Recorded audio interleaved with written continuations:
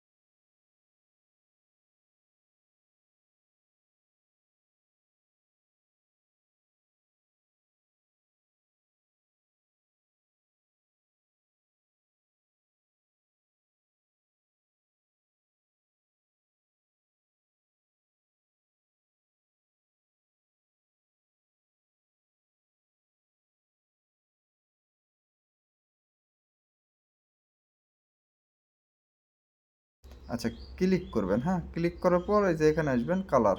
তো কালারত ক্লিক করে দিবেন। দেওয়ার পর ক্রিয়েট ফিল্টার, হ্যাঁ?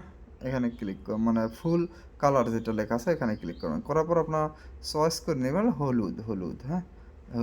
হলুদটা ক্লিক করে দিবেন। দেখবেন আপনাদের রিপোর্ট হলুদ কয়টা ভালো আছে দেখে দিবে।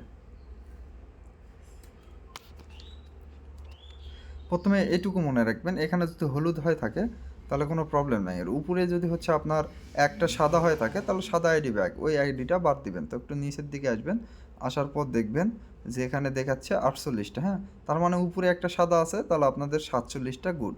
তো এইভাবে রিপোর্টটা আপনারা সুন্দরভাবে বের করতে পারবেন।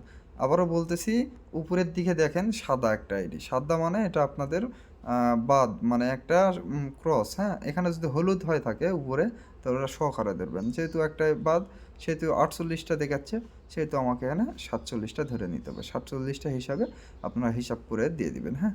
এভাবেই রিপোর্ট বের করেন খুব সহজে।